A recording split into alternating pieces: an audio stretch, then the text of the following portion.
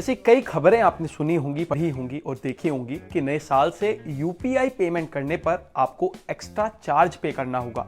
लेकिन ये जो सभी खबरें हैं इनमें बिल्कुल भी सच्चाई नहीं है।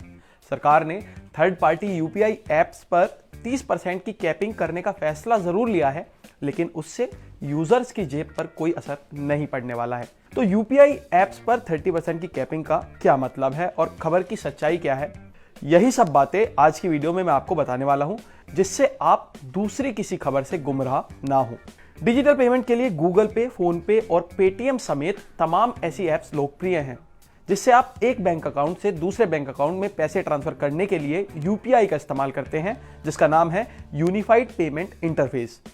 यूपीआई को चलाने वाली संस्था का नाम है national payments corporation of India, यानी कि एनपीसीआई। डिजिटल पेमेंट्स भारत में पहले से ही काफी लोकप्रिय हो रहा था, लेकिन कोरोना महामारी और लॉकडाउन में इसमें और भी तेजी आ गई। डिजिटल पेमेंट का फायदा यह है कि आप बिना संपर्क बस मोबाइल फोन के एक क्लिक के जरिए किसी के भी बैंक अकाउंट में पैसे भेज सकते हैं।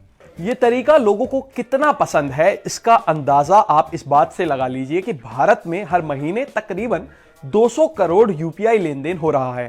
पिछले कुछ दिनों से सोशल मीडिया और कुछ वेबसाइट्स पर यह खबर आई कि 1 जनवरी से यूपीआई के जरिए पैसा भेजने पर आपको एक्स्ट्रा चार्ज देना होगा, जिसके बाद लोगों के अलग अलग रिएक्शन सामने आने लगे। और इस न्यूज को जब इंडिया टुडे के anti fake news war room ने क्रॉस वेरीफाई किया तो पाया कि अगले साल से यूपीआई पेमेंट्स पर चार्ज लगने की ये जो बात है ये बिल्कुल बेबुनियाद है। साथ ही एनपीसीआई ने भी इस बात से बिल्कुल इनकार किया है। National payments corporation of India ने एक ट्वीट के जरिए अगले साल से यूपीआई लेन देन पर चार्ज लगने की खबरों को अफवाह बताया है। सरकार के सूचना विभाग पीआईबी ने भी नए साल से यूपीआई लेन देन के महंगे होने की बात को गलत ठहराया है। यही नहीं, गूगल पे ने भी इससे इनकार किया है। एक ट्विटर यूजर ने जब गूगल पे से सवाल किया कि क्या 1 जनवरी 2021 से पैसों के लेन देन पर कोई चार्ज लगने वाला है, तो गूगल पे के वेरीफाइड हैंडल ने इसका जवाब दिया कि पैसों के लेन देन पर शुल्क वसूलने की योजना यूएस से संबंधित है।